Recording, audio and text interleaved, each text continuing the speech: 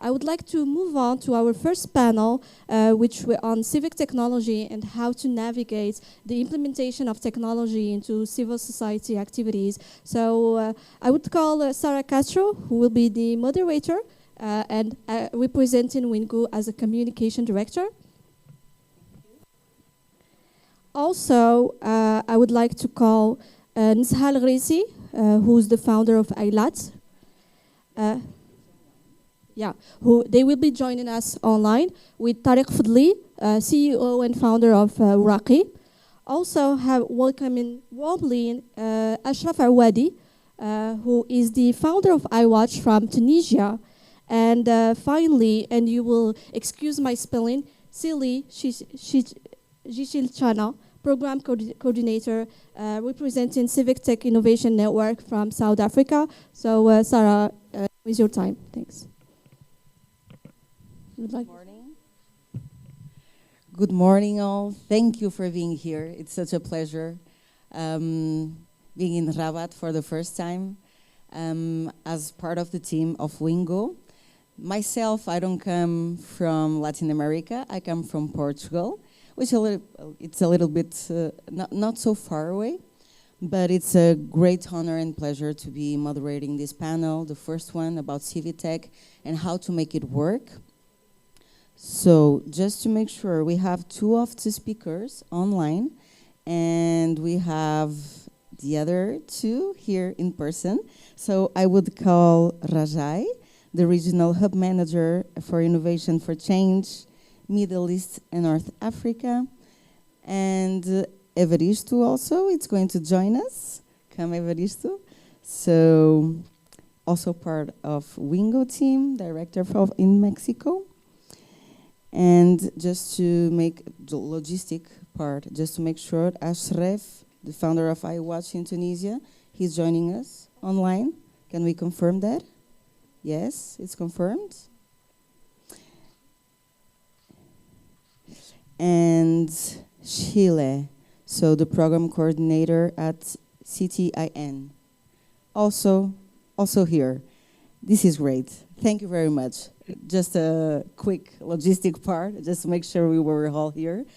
So once again, Wingo is very honored to be moderating this panel. Civic Tech, it's what gives us the most track record on results around Argentina and Latin America. It's something that we've been betting a lot and putting all our efforts in. And we are at a moment where we are focusing. Hi, good morning. Please join us.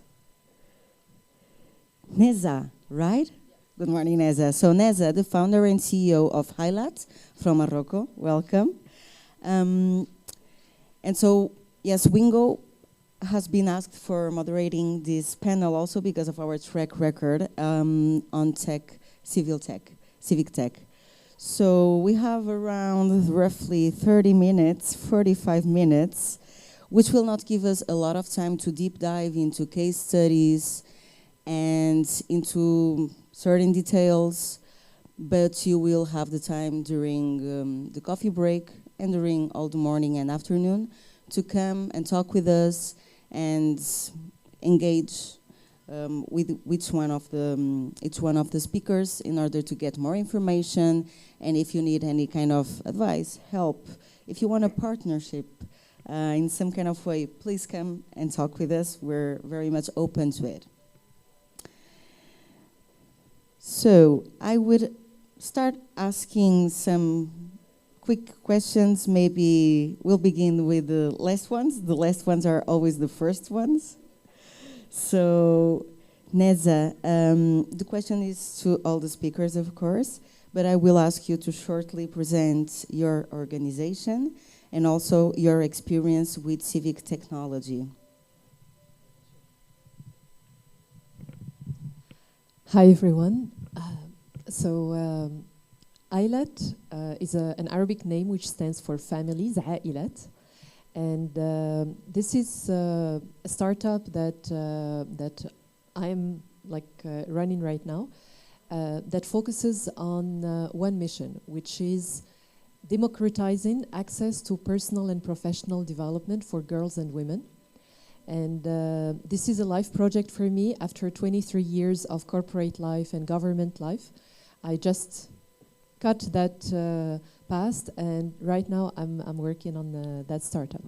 So the intention is to build a technology platform to give access to tools and content, quality content and services that will support women thrive in their life.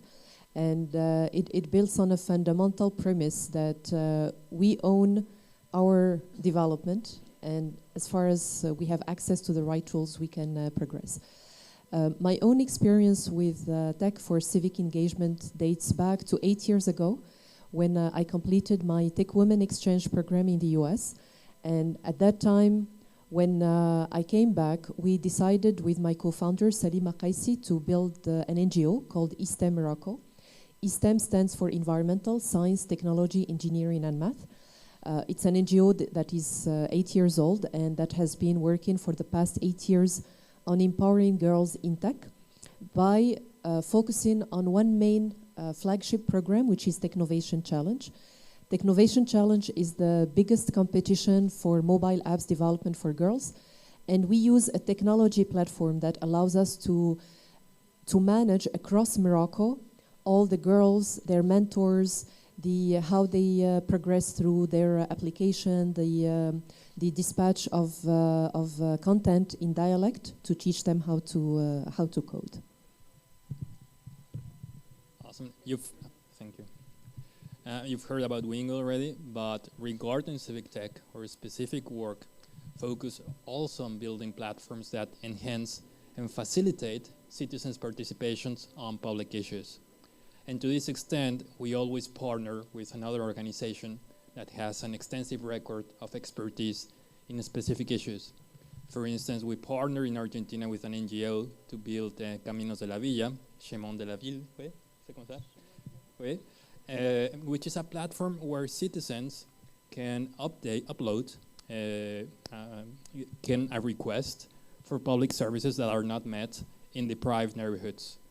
Then local leaders and local NGOs can use that information to entail constructive conversations with local authorities and ultimately change that reality, improve those public services in those neighborhoods.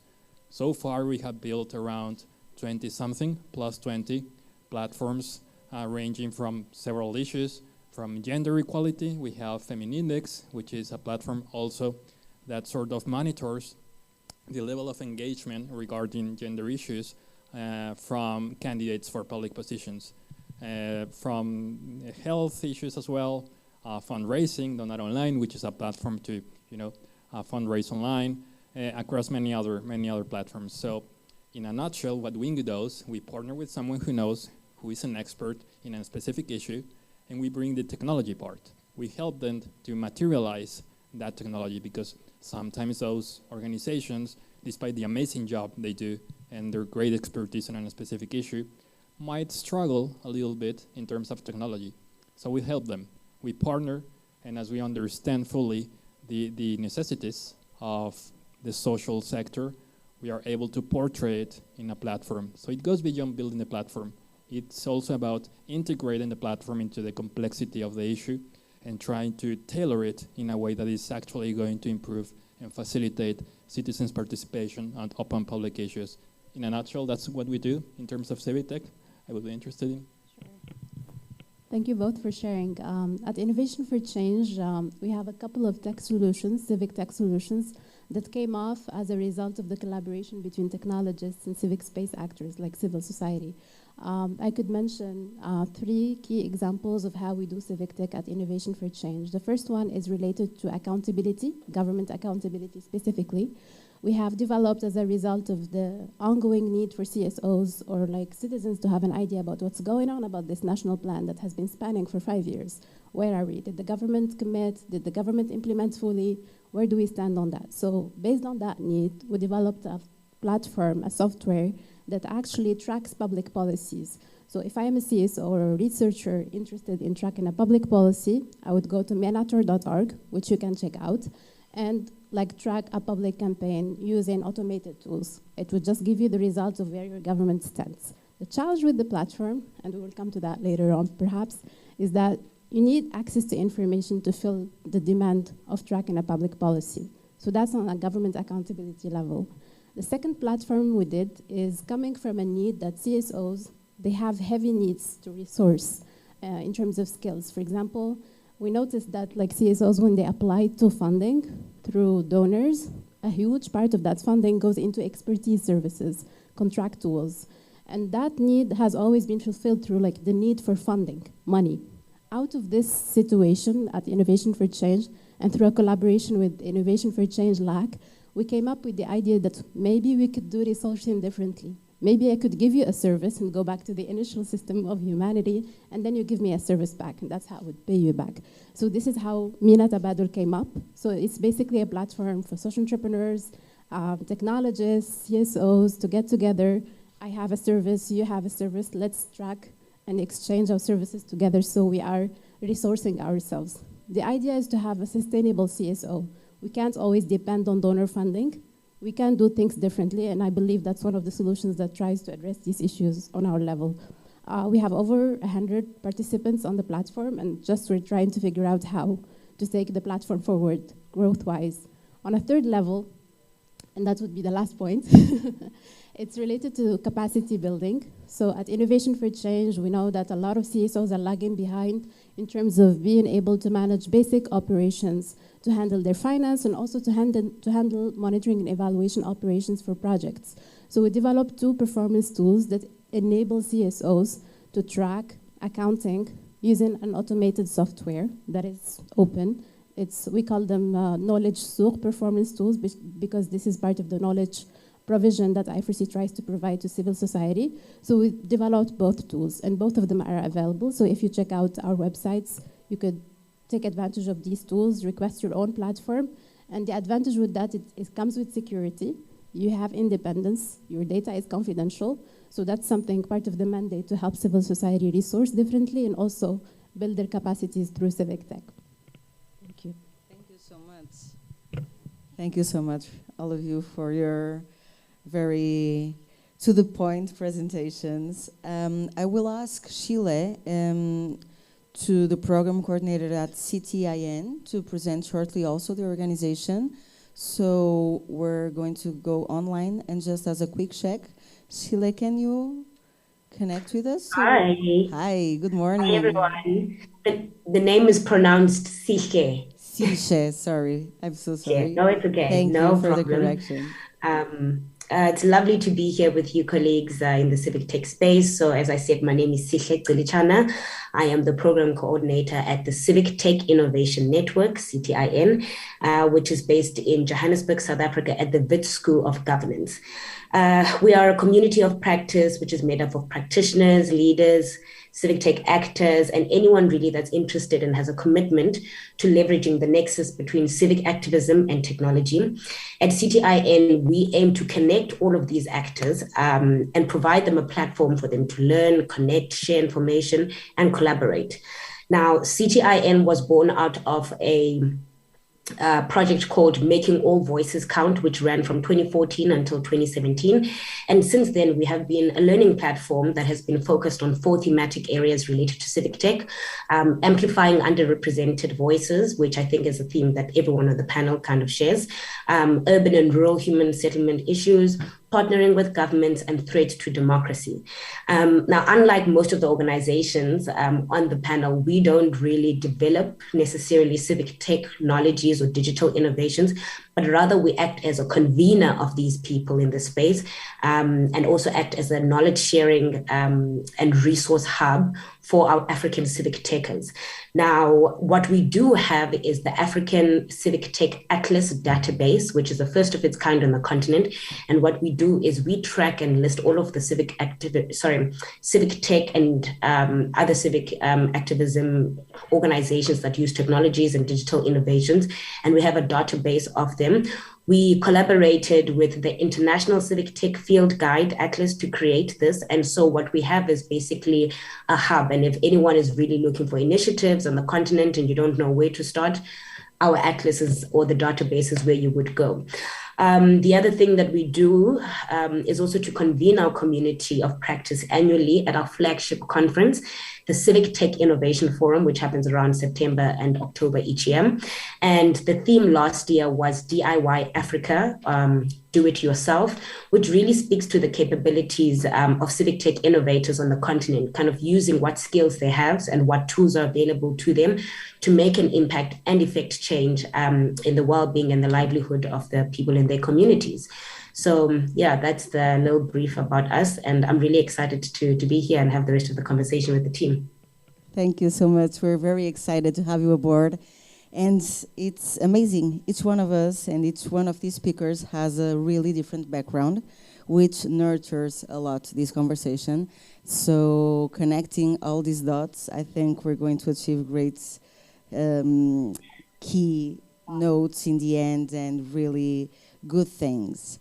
So I would start asking, and let's maintain the order that we began with.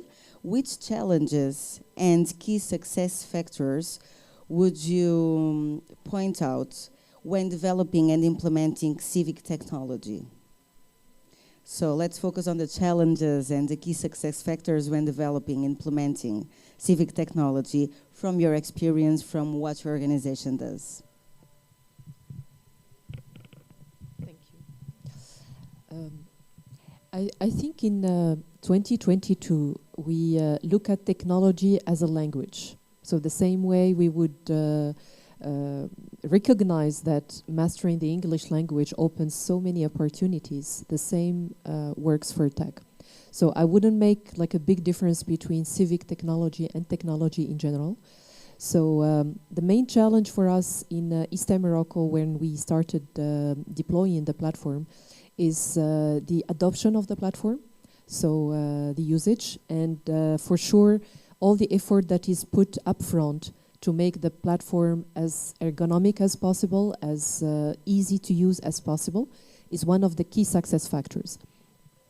The other challenge is now we live in a world where digital is the mainstream, and there are so many platforms, so much content, that it becomes very difficult for our audience to trust what to follow, what not to follow, and even to have the time and the focus.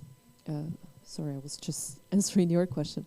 But also just to have the focus to choose what quality content follow, what platform use, is a huge challenge. So I'm talking about challenges from the usage point of view. In terms of development, I don't think there is a big issue in terms of technology, but there is an issue in terms of affordability of the technology. So the engineers that develop mobile apps now are a rare resource, and UX designers are a rare resource, video producers are a rare resource, which makes it difficult for a startup that doesn't have enough financial resources to afford quality work. So I love the idea you shared about your platform of service against a service. So this is a very interesting idea to push, to see in a world where technology becomes the main tool for anyone to market or sell their services or provide their support, especially in the civic environment where we depend on the users of that technology to prove its value. There is an opportunity to explore how to access in an affordable manner the development of that technology, how to choose the right developers, how to choose the right platforms. So that would be a call for discussion among this room for myself. From my point of view, there's two main challenges, and while describing it, I'll try to address the question of how to make it happen. The first one is that we must understand that we work with citizens, and we must tailor the technology to the needs of the local community. I could think about a super powerful platform that uses artificial intelligence to launch a rocket to the moon, but perhaps the local community needed something much simpler. And if there is something much simpler built, then they're going to use it. It is more likely that they will use it we were speaking about adoption just a minute ago. So to this extent, what we do at Wingu in order to try to tailor and personalize a platform to the actual needs of the local community we want to impact. Sorry, I don't speak Arabic. Sorry. My apologies. Okay. Yeah. But in order to do this, what we do at Wingu is that before coding anything, before launching any platform, before choosing the whatever it is, we have workshops with the local community, with every stakeholder, with local NGOs, with local authorities, with funders, with the people we want to impact. And we try to listen to them because it's their voices that must shape the design of the product. And once we have heard the local community, then we start designing a minimal viable product that we will build afterwards. So that's the first thing. Try to tailor it to the local community. The second challenge we face is obviously funding. That's, I think, one of the greatest challenges, not only in terms of civic tech, but across in the civic society in general. As I was saying at the beginning, we always partner with an organization that has relevant expertise in the social issue we want to address. And we usually apply for funding together. And we believe that when there is an institutional partnership between two serious and professional organizations, the chances of success in funding increases. And also if the project is properly designed for the needs of the local community, also the chances of funding increases, because when two well-established organizations work together, we both have already our network of connections, of partners and so on. So we try to maximize this. In a nutshell, two things. One, tailor to the local community. Two, try to be creative with funding. Thank you. I don't think that the challenges I mentioned would be different from what Nzha and Evaristo spoke about. The main barrier for us when we were trying to deploy these platforms, it was the usability and the adoption. There are a lot of barriers. The first one being access to internet. So how are we thinking of marginalized communities who lack the resources to access internet? Also, how are we thinking of the communities who lack the technical knowledge to use technology? That has also been a challenge. So we know that our platforms, they speak for a group, but they don't speak of everyone. So the inclusion aspect is a bit missing in terms of the challenges part. In terms of engagement, it's also tricky because you could create a platform, as Evaristo mentioned, it could be the most genius idea, but still it wouldn't be adopted by the members. So the idea is whenever we do a platform, especially in these early phases of adopting civic tech solutions, we build like an offline approach to it, like have a community around it to try to sustain it and make like the platform make sense to communities in the local context. So the idea of adaptability and usability is really one of the key challenges that we face when it comes to these platforms. The other one is related to the lack of resources. It's not only just the resources that are financial, but also, as Nzha spoke about it, it's really, really hard to find the right talent with a very demonstrated level of knowledge and experience and expertise. So finding the right people to partner with. So sometimes it takes us a lot of iterations to come up with a good product, just because maybe we were on board with the wrong type of partners or we didn't have the necessary expertise to start it up in the right way. So resources, both technical and financial, can be tricky. These platforms usually are made to stay there, to be sustainable on their own. And in order to sustain these platforms, we have the challenge of, funding. A platform needs maintenance fees. It needs like a team behind it. It needs a community plan around it. So these items are really hard to sustain when there is like a lack of resources. So technology sometimes could be seen as a sustainable solution, but still there are elements and costs that go with this type of solutions. The other aspect is, for example, especially as CSOs, we work with donors, and we are always in this tendency to try to secure the evidence of impact. What did you do? How this platform worked? So it's really, really hard to make this platform speak to its successes. It's hard to track that technically, and it's hard to demonstrate that because like the end beneficiary is not with you in the same room. It's not like it's a training. It's when you have a training, you do an evaluation, everyone is happy and you collect testimonies. But with a tech platform, it's really hard to know how is it resonating with other people? What are we doing out of this platform? So demonstrating impact, especially for donors, in order to engage further trust and also have like sustainability for the platform has been really, really hard. I think the last point, I wanted to mention is competition with social media platforms, because sometimes, especially for citizens who are not tech heavy, they would prefer to go to a social media platform, complain about whatever that is, or maybe ask to be connected to somebody instead of going to a very niche platform. So we still have Facebook, Twitter, Instagram, and other social media platforms being there as a space for people versus these new platforms that are created for very niche purposes. So around this issue, it's really hard to make a demonstrated level of impact in terms of making these platforms speak to audiences. Thank you. Thank you very much for your inputs, really good inputs. Hopefully, we will have now with us another speaker that has just joined us. I think what we heard was a sound test before, so sorry for that.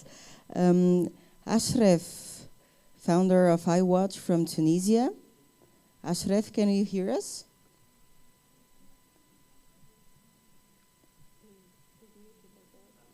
Maybe you're muted.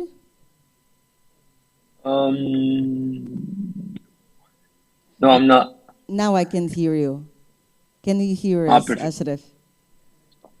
I do hear you. Yeah, guys. Since the beginning of the conference. Good morning. Thank you for joining us. Good morning. It's such a pleasure my to pleasure. have you here. It's such a pleasure.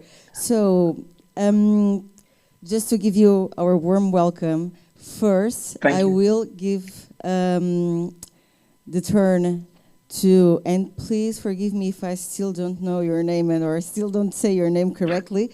Please insist on correcting me so I can learn it on the end of the panel. Sile.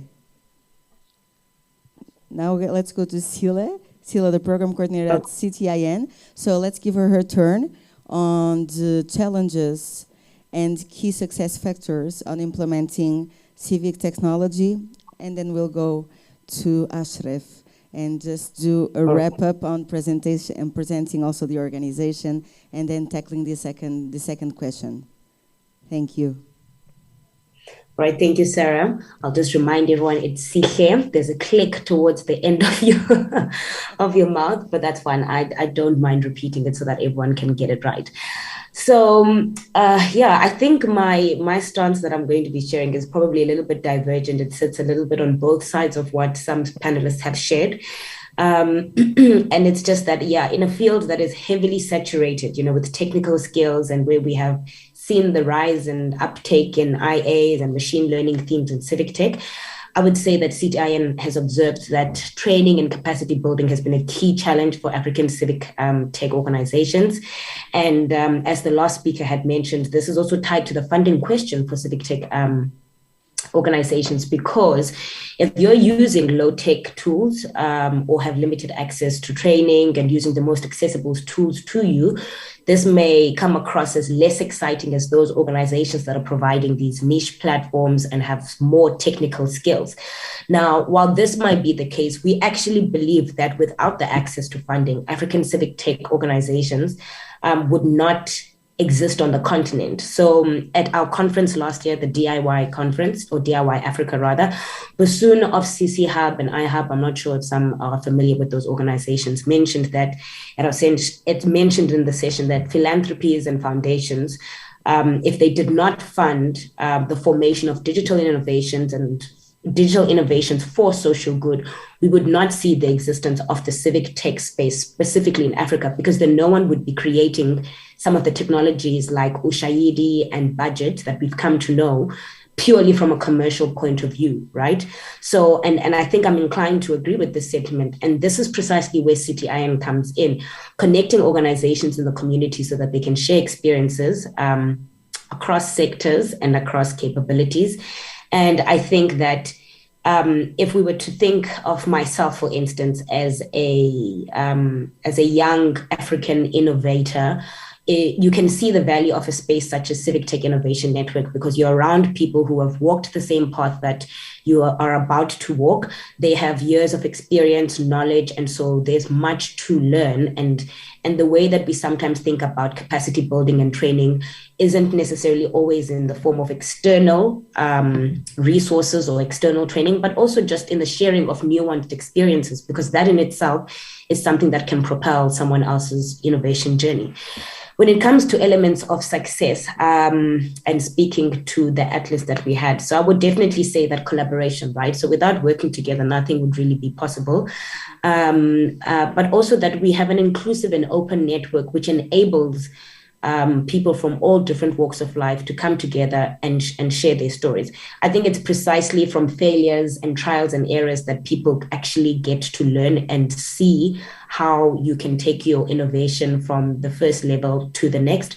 And also what we do is we collect case studies of the organizations that form part of our database. So basically at every step, as we are growing our database, we are also documenting the successes, we're documenting the stories of African innovators that have been making changes. And I think that these have been some of the key elements that have propelled our community forward. Thank you so much for your intervention. Let's now give the voice to Ashraf, founder of iWatch Tunisia. Ashraf, I will ask you kindly if you can shortly present your organization, your work in civil tech, your background on civil technology implementing, and if you could give us also your point of view on the key factors of success and challenges on implementing civic technology. Sure. First of all, thank you very much, and thank you guys for inviting me to share my experience. To be honest, I'll talk about 3 different phases of the way we started dealing with technology. At first, the technology was a tool because it was really cheap compared to having more complicated and sophisticated projects. So I would say iWatch believed first in technology because that's what we somehow can afford. So that was the beginning. Then we started making more sophisticated tools that they work with our own objectives, accountability tools, access to information tools. At the same time, we started also doing some support to certain government institutions who need some tech support. And then the third phase, which started almost 9 months ago, was that we needed actually to scale up and move a little bit from having just projects to have our own startup. So we founded our own tech or ICT for the startup. It's called iTecrity, when tech meets integrity. So that was the play on words. So now we have our own startup owned by the organization. It has its own engineers, its own CEO. And the main point is iWatch might become a client to the startup. So they somehow provide us with technology, but at the same time, they trying to help the whole ecosystem, other civil society organizations. The first actually tool that the startup developed is called the Pinvestigate, or let's call it the Pinterest of investigations. So each time there's a big scandal, I think in the Arab world, not only in Tunisia, you got this guy from the government who will just go public and say, hey, we opened this investigation just to absorb the anger of the people, and then you forget about it. So we created this tool that each time someone from the government says we opened an investigation, so we pin it so that people won't forget, and then we keep track record of that. At the same time, the iTecrity is doing a great job actually supporting municipalities and local governments on going digital. So we work now with 200 municipalities on going digital. But at the same time, and to link with your second part about the challenges, I think technology depends on the general level of dexterity of people and their familiarity with technology. So if in your part of the world, actually technology is not really accessible to people, then it creates your own challenge. When you, Shahidi, started the whole crowd mapping revolution actually in Kenya. Like a lot of people, they wanted to use it in Morocco, in Tunisia, in Egypt, and each one of us will use it differently.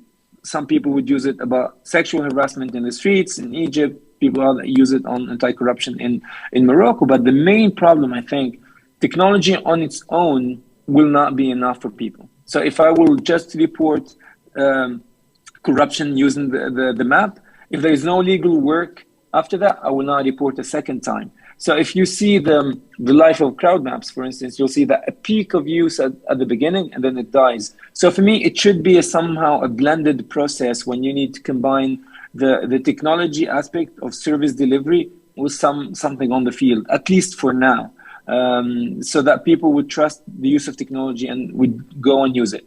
I think the second challenge with using technology for civic matters is the mindset shift is not happening yet. Technology needs venture capitalists. It doesn't need donors, because the risk of failure is really high. Like maybe we're talking about 1/5 of startups in general in certain countries is 1/10 they fail. So imagine you as a donor. I'm trying to be honest with you and tell you, hey, we're gonna have this tool, but we don't know whether it's gonna work or not. For a donor using public money, they will be really afraid. I know that USAID are trying to make a change on this and adopt more of a venture capitalist approach rather than the traditional donor approach. But I think another challenge is the way to fund Civic for Tech, because we work in very unstable environment, in very changing environments. So already a stable market is a challenge. So let alone a very unstable market. So I wish that now donors start changing their minds toward being a bit of, or giving us the right to make mistakes. But for now, it's really, really rigid. One maybe not a challenge, but an opportunity. I think for so many NGOs, there is the opportunity. The ICT for the business in general is big.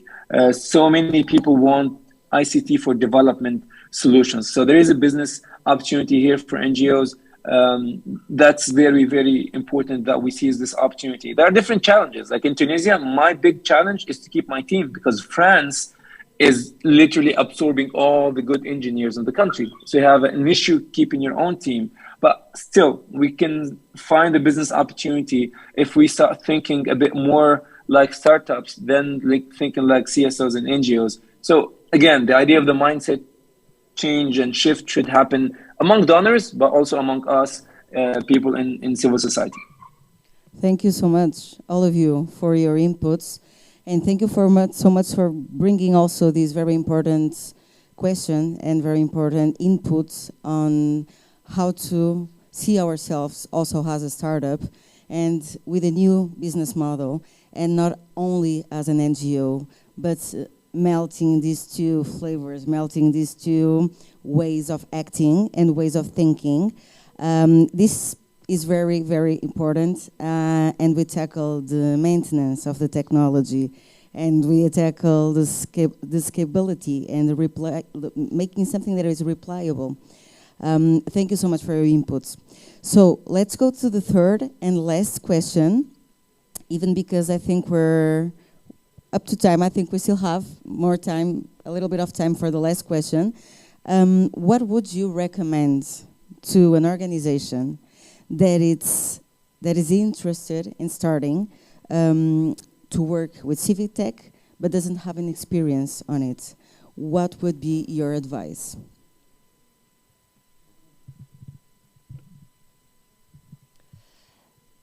I would say two things. One, you covered it, which is looking at the organization as a startup. And the second is partnerships. So I spoke in my introduction about the 23 years I have behind me, which has been a tremendous, amazing experience and platform for me, so that when I'm now working on my startup at age 45, I can learn from all the mistakes that I did during my corporate life. So any organization, be it an NGO, a startup, a corporation, needs three things to succeed. Needs a team, needs customers or users of that service, and needs to have a profitable growth. These are the main three criteria, and they go in this level of importance that I mentioned. So without a team, you can have all the energy and the good intentions of the world, you cannot go far. Customers What is considered a good growth? Okay, I'll come to this question. So I spoke about the team, and the team, of course, you can maintain volunteers in an NGO because of the passion, because of the cause, because of the youth of students, but it has an expiration date. And as Ashraf said, it's very important to maintain your team, the people that you trust, the people who believe in the mission, so that you can continue delivering a good service. I don't make a difference between an NGO and an enterprise. Both need to deliver a good service. The customers are in a startup are the ones who would pay your service or your product. In an NGO are the citizens who would use your service and believe and support your mission, and also the donors who fund you. They need to get an impact as an outcome. Profitable growth, and I go to the question. So in a case of a startup or an enterprise, this is straightforward. You need to generate cash in order to pay your team, in order to keep investing in your technology, so that you are in a cycle of healthy operation.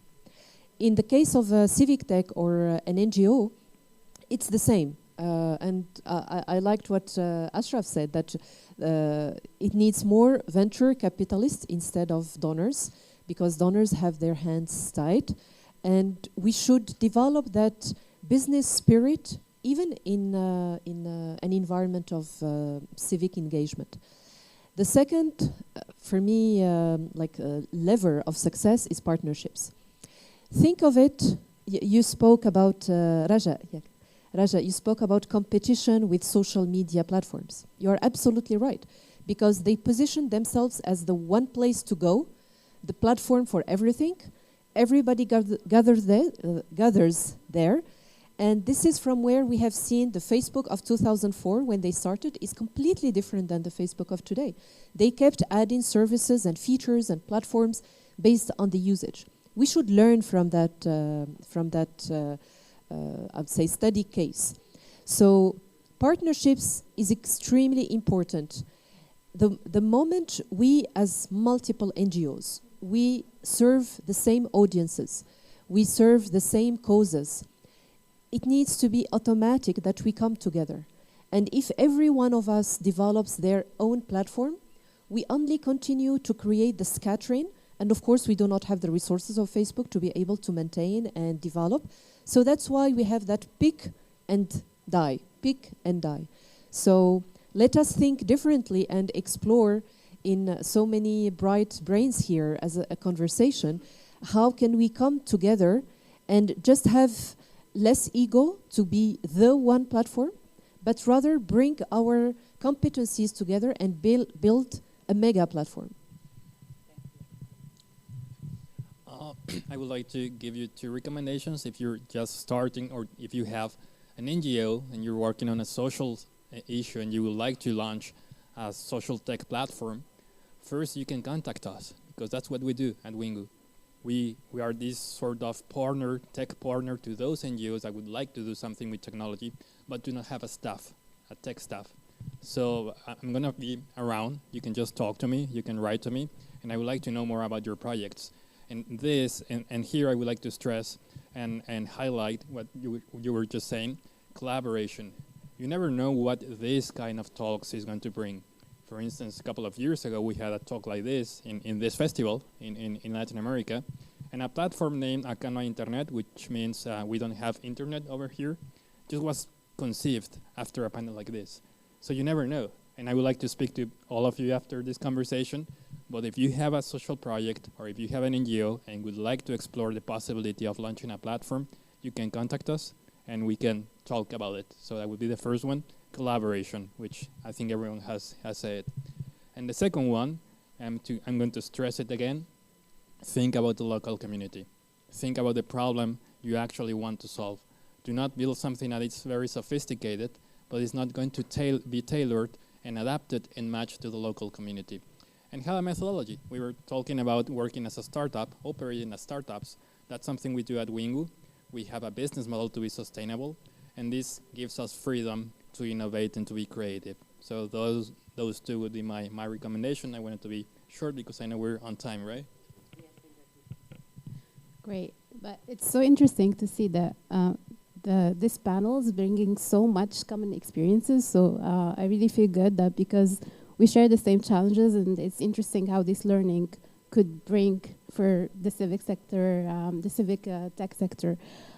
From my side, 3 advices. The first one is co-design, co-design, co-design.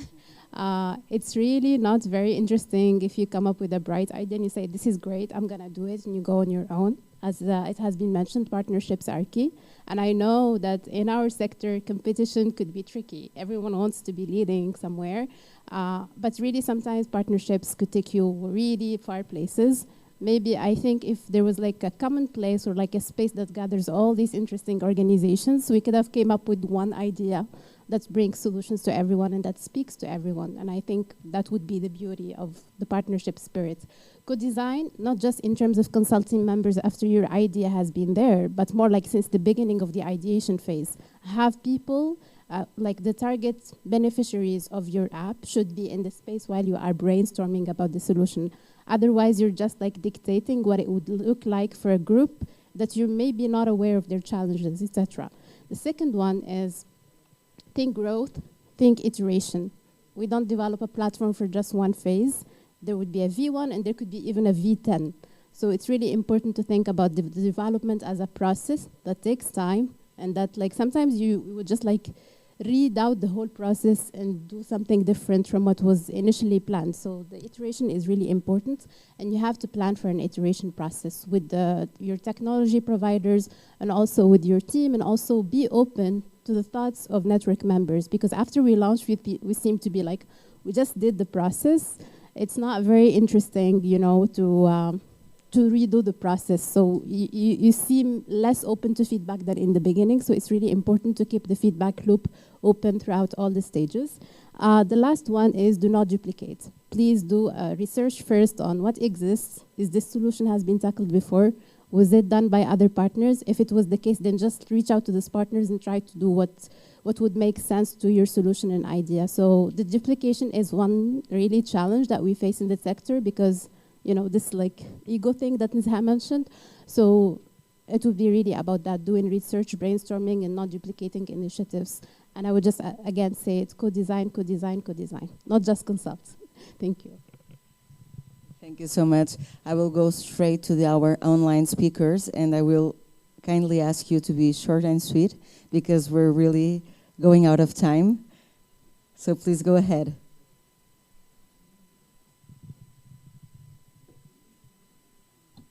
Yeah, we can maintain the order that we had before. Okay, cool. Thank you. Sorry, we were muted. I think it's more of the same. I like what Neza said, that we're not looking to be the one. And I think in the spirit of that, I would say start where you are and with what you have.